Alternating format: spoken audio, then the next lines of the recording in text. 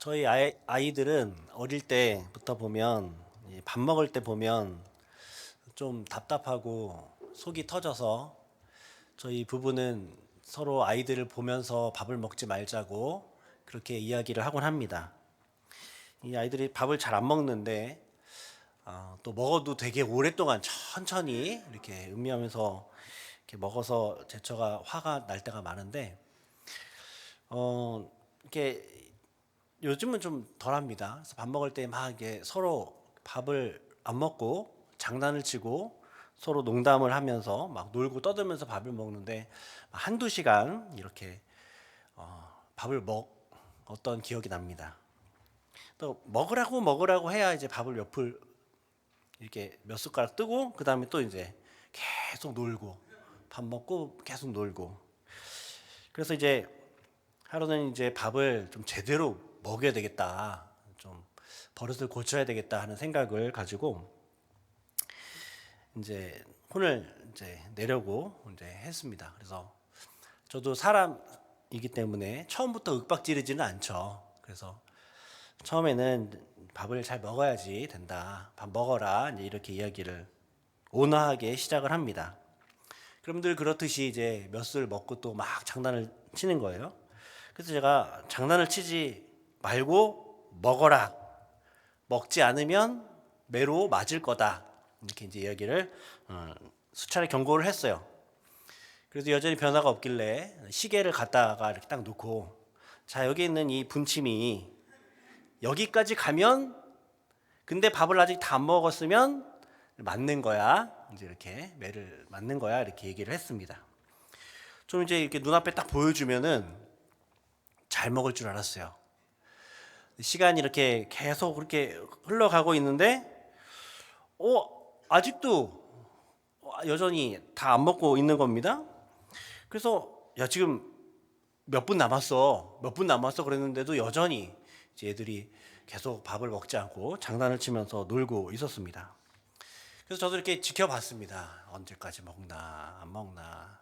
근데 계속 시간이 계속 가는데 안 먹고 있길래 그러다 시간이 딱 되었습니다. 밥을 다 먹었을까요? 밥이 여전히 그대로였습니다. 그래서 어떻게 했을까요? 제가 불같은 심판이 아이들에게 임했습니다.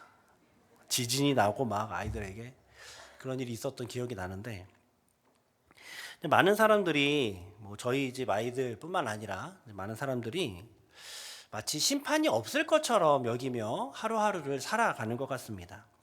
시간이 이렇게 흐르고요. 몸이 노쇠해지고 때로는 병이 들기도 하고 여러 이제 주님 곧 만날 것 같다라는 징조들이 계속 보여요. 그리고 이제 경험하기도 합니다. 몸으로 경험합니다. 이제 좀 주님 곧 보겠는데 이런 생각도 하고 또 이제 여러 이 세상에 일어나고 있는 징조들을 보면 정말 주님 오실 날이 멀지 않았다 이런 생각들이 들게 됩니다. 하나님이 여러 심판의 징조들을 우리 가운데 보여주세요. 경험하게 하십니다. 그런데도 그것들을 다 무시하면서 마치 이 세상에서 사는 삶이 영원할 것과 같이 여기면서 그렇게 자기 하고 싶은 것만 하며 희희낙락 살아가고 있는 참 어리석은 모습을 보일 때가 많은 것을 우리가 보게 됩니다. 오늘 우리가 읽은 말씀은 재림에 대한 말씀입니다. 주님이 다시 오셔서 그날 마지막 날 심판하시겠다.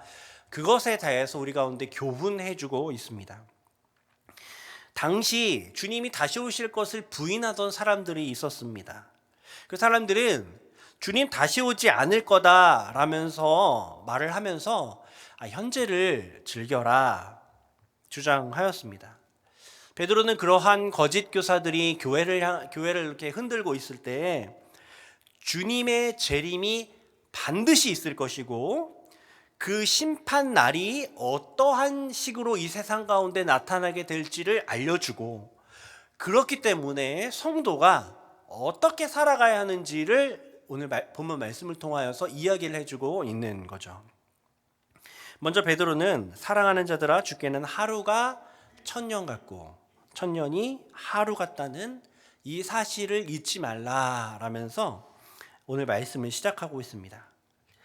우리가 다 읽진 않았지만 3장의 말씀들을 쭉 보다 보면 사랑하는 자들아 라는 말이 3번 기록되어 있거든요. 3장 1절에 기록되어 있고 오늘 우리가 또 읽은 말씀에도 기록되어 있고 또 나중에 보게 되겠지만 14절 말씀에도 또 기록이 되어 있습니다. 편지를 이렇게 마무리해야 하는 베드로는 자신이 교회를 얼마나 사랑하는지를 이렇게 반복해서 표현해주고 있는 겁니다. 그래서 이 베드로가 너무너무 사랑하는 그 교회를 향해서 정말 너무 사랑하기에 그 교회에 꼭 해주고 싶은 말씀, 그 말씀이 무엇이냐면 하나님의 시간에 대한 말씀입니다. 하나님의 시간. 우리는 시간의 제약을 받는 시간 안에 있는 피조물들이죠. 근데 우리 하나님은 시간을 만드신 시간 밖에 있는 하나님이십니다. 시간에 따라서 하나님이 움직이는 것이 아니라 하나님에 따라서 시간이 움직이는 거죠. 그래서 우리는 시간 밖에 있는 것이 어떤 의미일지를 사실 잘 이해할 수가 없을 겁니다. 왜냐하면 우리는 시간이라는 테두리 안에 있기 때문에. 그럼에도 불구하고 우리가 알아야 할 것이 있는데 하나님의 시간에 대해서 우리가 알아야 할 것이 있는데 그게 무엇이냐면 하나님에게는 하루가 1000년 같고 1000년이 하루 같다는 거예요. 이게 뭘까? 이게 무슨 의미일까요? 하나님에게는 이 시간의 분량이 아무 문제가 안 된다는 거죠. 아무 문제가 안 된다는 거예요. 1000년, 하루, 뭐 이런 시간의 분량이 하나님에게는 큰 의미가 없다는 겁니다. 뭐 이게 사실 시간에 있어서 우리가 참 이해하기 어려운 개념이긴 합니다. 1시간과 1년이 같다면 시간이 필요 있을까요?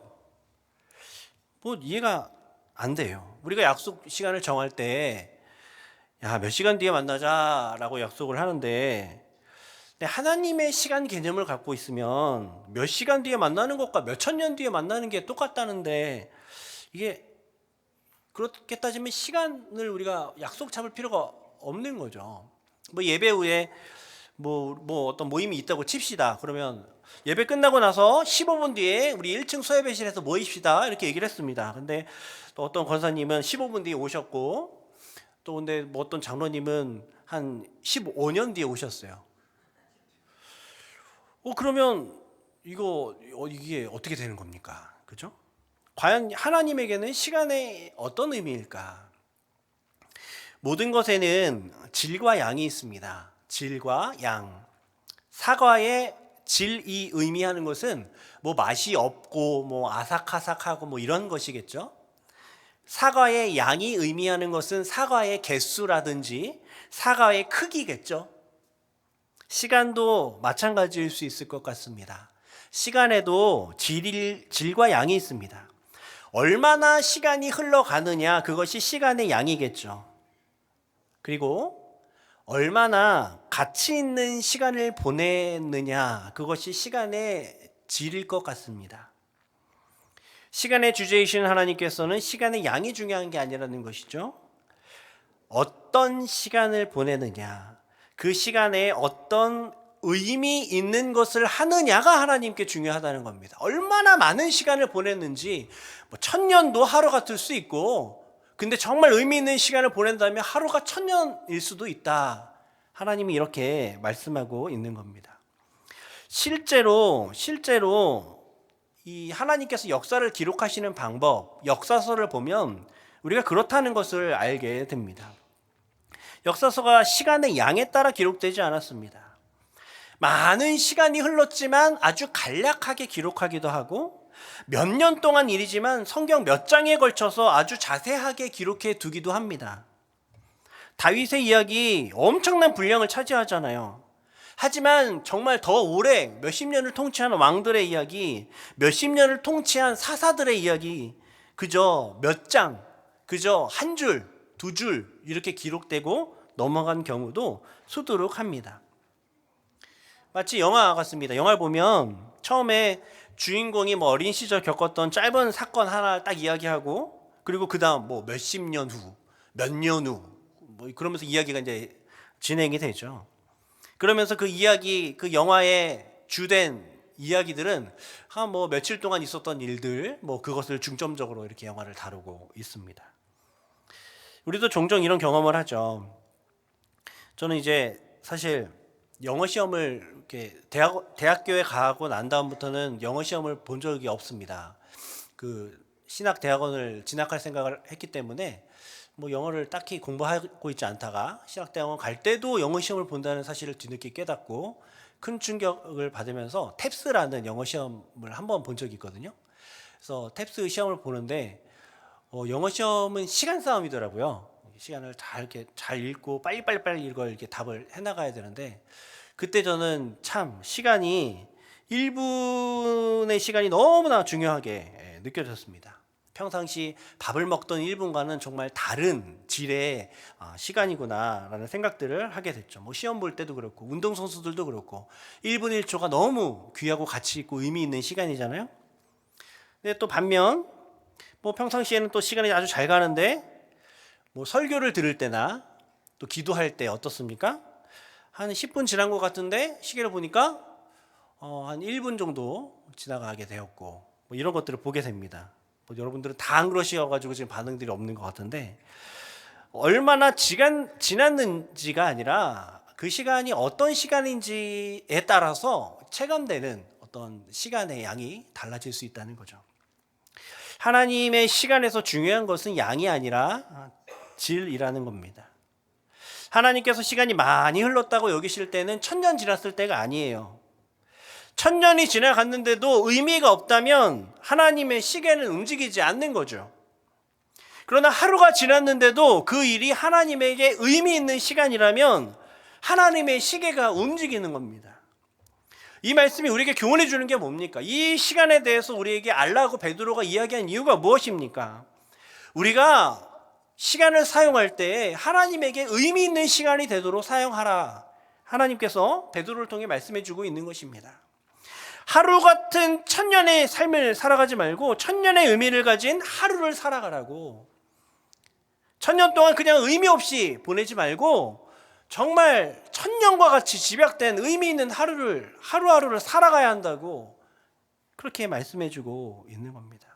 만약 우리가 1000년의 의미를 가진 하루를 살아간다면 하나님께서 금방 재림하실 겁니다. 다시 오실 거예요. 그러나 우리가 별 의미 없이 1000년 동안 살아있다 할지라도 하나님의 시계는 여전히 제자리일 수 있습니다. 이와 같이 하나님의 시간이 우리가 생각하는 시간과 다르기 때문에 우리는 주님 오실 그 정확한 때를 알 수가 없습니다. 그래서 정확한 때를 안다라고 누가 얘기를 하면 이단이다라고 우리가 정의를 내리고 당장 뒤돌아서야 되겠죠. 100년이 지났는지 1000년이 지났는지가 중요한 것이 아니라 지금 하나님께 의미 있는 시간이 얼마만큼 지났을까를 생각해야 되기 때문에 우리가 그때를 정확히 알 수가 없죠. 그래서 하나님께서 곧 오신다고 했는데 그 곧이 오늘일 수도 있고 내일일 수도 있고 1000년 뒤일 수도 있게 되는 겁니다.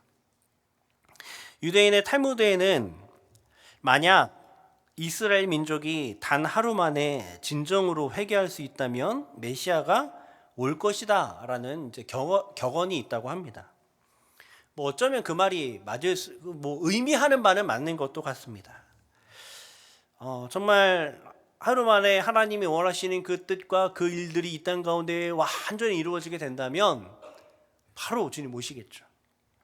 단 하루라도 정말 하나님께 의미 있는 시간들이 다 채워지게 된다면 그날 주님 오실 겁니다.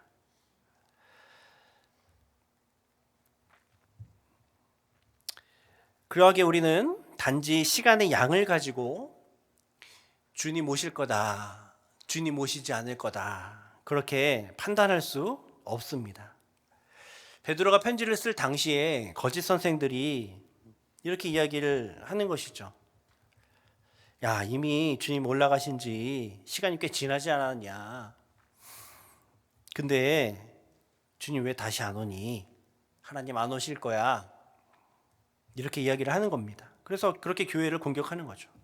주님 분명 곧 오신다고 약속했는데 아직도 안 오시잖아. 지금 사람들 죽어나가고 있는 거 봐.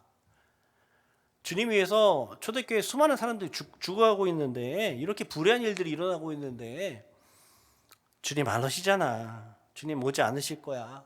교회를 공격합니다. 그러나 베드로는 하나님의 시간에 대해서 말씀하면서 모든 공격들을 단칼에 제거해 버리고 있는 것이죠. 사랑하는 성도 여러분, 얼마나가 아니라 어떻게가 중요한 줄 믿으시길 바랍니다. 물론 우리가 얼마나 살아가느냐도 의미가 있겠죠. 오래 사는 것도 의미가 있습니다. 하지만 하나님이 더 중요하게 여기시는 것은 어떻게 지금 시간을 사용하고 있느냐입니다. 어떻게 시간을 사용하고 있느냐.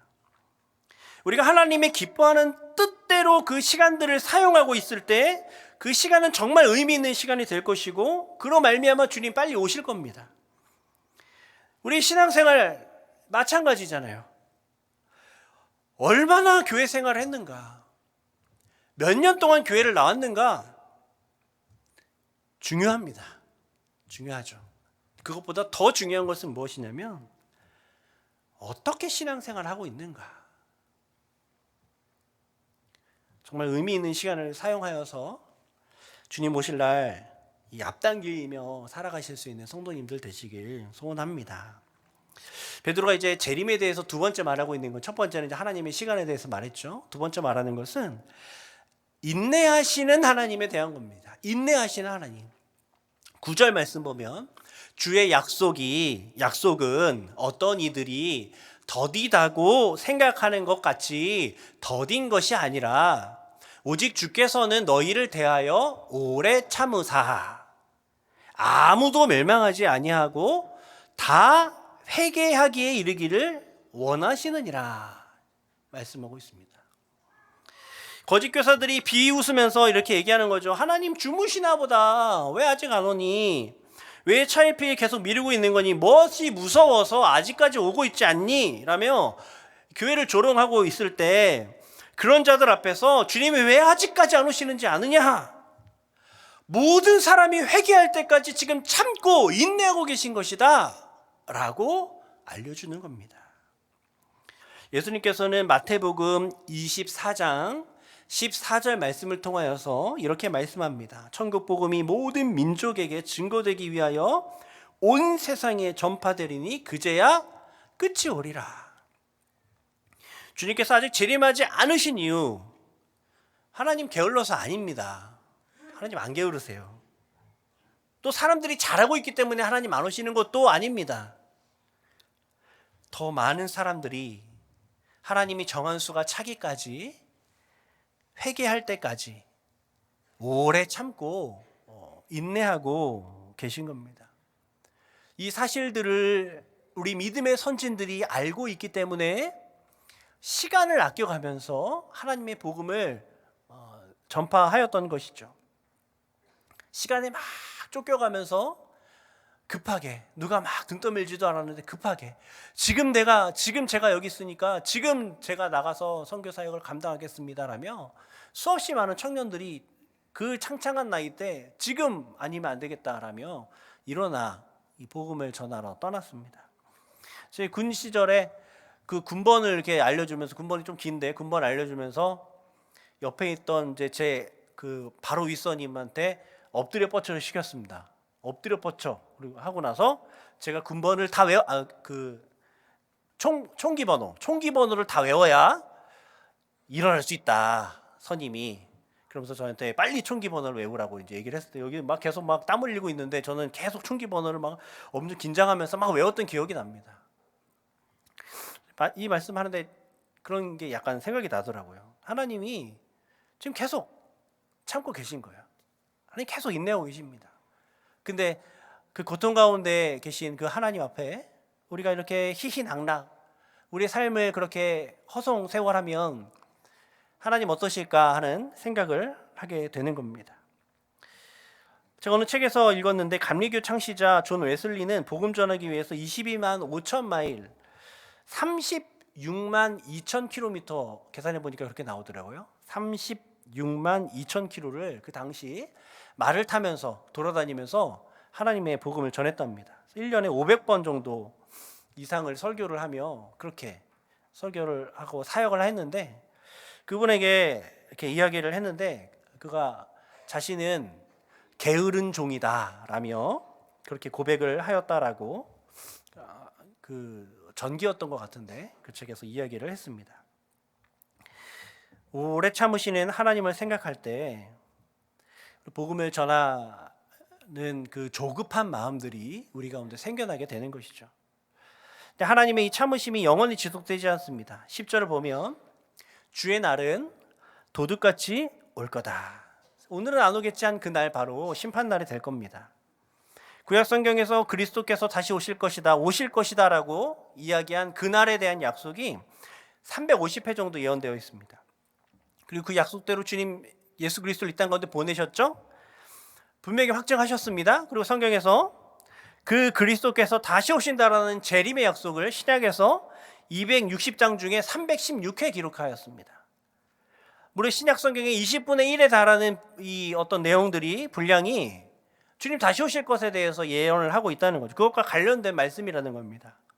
뿐만 아니라 그 본문이 갖고 있는 아주 중요한 공통점은 이 재림이 아무런 예고 없이 온다는 거예요. 어느 누구도 예측할 수 없이 그때 온다 말씀하고 있는 거죠. 그러므로 깨어 있으라는 거죠. 그러므로 깨어 있어야 된다는 겁니다. 아브라함 카이퍼는 종말의 시기를 살아가고 있는 우리의 삶의 자세를 이야기하면서 코람 데오라는 단어를 사용합니다. 하나님 앞에서라는 뜻이죠. 하나님 앞에 있는 것처럼 언제나 우리가 우리의 삶을 최선을 다하여 하나님의 뜻을 이루기 위한 삶을 하루하루 살아가라. 그것이 성도의 마땅한 자세다. 그렇게 이야기하고 있는 것입니다. 그리고 이어서 베드로가 그 심판날이 이제 어떤 날인지를 우리 가운데 이야기를 해주고 있습니다. 그날이 하늘이 큰 소리로 떠나가고 물질이 뜨거운 불에 풀어지고 땅과 그 중에 있는 모든 일이 드러나는 날이다 라고 말씀하고 있는 것이죠. 이 심판이 우주적인 심판이라는 겁니다. 단 하나도 이 땅 가운데 그대로 남아있는 것 없이 다 풀어지는 그런 우주적인 심판이다. 그것을 강조해서 표현해주고 있는 겁니다. 여기서 말씀하는 이 물질은 전의 성경에는 체질이라고 기록되어 있는 단어거든요. 이 만물을 구성하고 있는 그 기본 단위가 부서질 거라는 거예요. 옛날에는 물, 불, 흙, 공기 이렇게 생각했겠죠. 근데 오늘날 우리는 알죠. 이것이 원자라는 단위라는 것을 원자, 분자 이 모든 물질들이 풀어진다는 거예요. 이 물의 화학기호가 H2O잖아요. 그러니까 수소인 H 두 개와 산소인 O2가 결합되어 있는 거. 모든 만물이 이제 그렇게 결합이 되어 있다는 겁니다. 유리병도, 땅도, 옷도, 이 우주의 모든 것들이 다 그렇게 원소로 구성되어 있는데 그것이 해체된다는 거예요. 해체된다. 이것이 우리에게 중요하게 시사하고 있는 것이 무엇일까요? 이 땅의 모든 것들은 없어진다는 거죠. 어느 것 하나도 남아있지 않고 없어진다는 거예요. 그래서 이 땅에 소망을 둘 수 있을까요? 없을까요? 이 땅에 소망을 둘 수 없다는 것을 우리 가운데 이런 표현을 통하여서 알려주고 있다는 거예요. 그리고 또 낱낱이 드러난다는 겁니다. 모든 것이 낱낱이 드러난다 하나님께서 말씀하십니다. 모든 일들 성경에서 기록되어 있는 것처럼 모든 일들이 드러난다는 거예요. 지금 우리가 마음속으로 혼자 생각하고 있는 거 있죠. 설교 왜 이렇게 안 끝나지? 이런 생각들 하나님 앞에 나중에 다 드러나게 된다는 겁니다. 우리가 보지 않을 때 하는 일들 지금은 아무도 모를 수 있습니다. 우리가 혼자 어느 누구를 향해 미워하고 멸시하였던 마음들 지금은 어느 누구도 모르겠죠. 근데 주님 오실 그날 그 모든 것은 하나도 빠짐없이 낱낱이 드러나게 될 것입니다. 그날이 심판의 날이라는 거죠. 그리고 이제 결론. 베드로가 말하죠. 그러니까 하나님의 시간에 대해서도 알고 하나님의 심판의 양상에 대해서도 아는 그런 성도는 이제 그러므로 어떻게 살아야 하는가 그걸 지금 이야기해 주고 있어요. 그러므로 이걸 아는 성도들은 그러므로 거룩한 행실과 경건함으로 하나님의 날이 임하기를 바라보고 간절히 사모하라 말씀하는 거예요. 하늘이 불에 타서 풀어지고 물질이 녹아버리는 그때 성도는 새 하늘과 새 땅을 바라보면서 기뻐하게 될 것이다. 그 생각을 하면서 거룩한 행실과 경건함으로 하나님의 나라에 임하기를 간절히 바라보라는 거죠. 그러니까 재림 믿는 성도가 해야 되는 것이 두 가지입니다. 첫 번째는 거룩한 행실과 경건함으로 살아가는 거예요. 모든 것을 낱낱이 하시고 심판하실 것을 생각하면서 구별된 행실을 가지고 살아가고 경건한 모습으로 살아가야 하는데, 야고보서 2장 14절에 이렇게 말씀하죠. 내 형제들아, 만일 사람이 믿음이 있노라 하고 행함이 없으면 무슨 이익이 있으리요? 그 믿음이 능히 자기를 구원하겠느냐? 없다는 거죠. 하겠느냐? 없다. 행함이 없으면 믿음이 유익이 없다. 그런 믿음은 유익이 없다는 거죠. 행함이 없는 믿음은, 그런 믿음은 유익이 없다는 거죠. 심판이 있다는 것을 믿어요. 그런데 행함이 없는, 그 심판에 대한 대비를 하나도 하지 않는 그런 믿음이 진짜 믿음일까요? 그런 믿음은 쓸데없다는 거예요. 심판하는 것을 안다면, 지금 우리가 2023년 지났는데, 2000년이 지났는데 2000년까지 안 왔으니까 앞으로도 안 오시겠지. 이것은 오늘 베드로가 말하고 있는 하나님의 시간 개념을 전혀 모르고 있는 겁니다. 오늘 올 수 있어요. 내일 오실 수도 있고요. 하나님의 시간 개념 몰라요.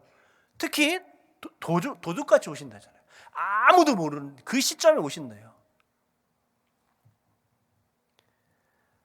심판하신다는 것을 알면 그때 내 생각과 내 의중이나 이 모든 것을 모든 것이 낱낱이 드러난다는 것을 안다면, 그것을 믿는 믿음을 가지고 있다면 거룩한 행실로 경건함으로 살아가야 한다고 말씀하고 있는 것입니다.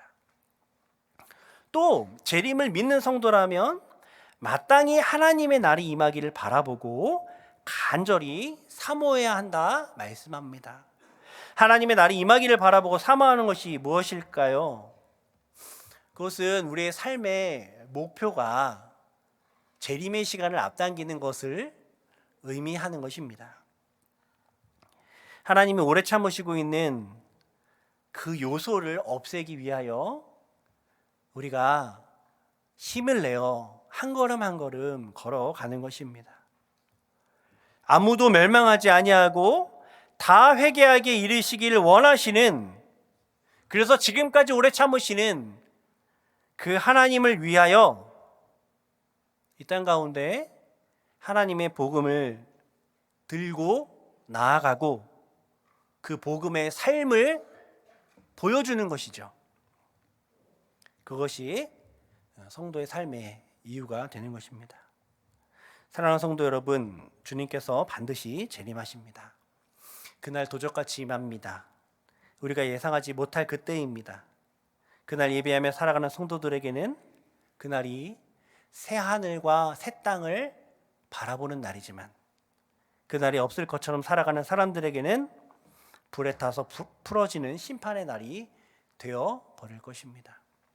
재림의 날이 있다는 것을 기억하면서 거룩한 행실과 경건함으로 우리 하나님의 날 임하기를 간절히 사모하며 살아가는 저와 여러분 되기를 간절히 소원합니다. 기도하겠습니다.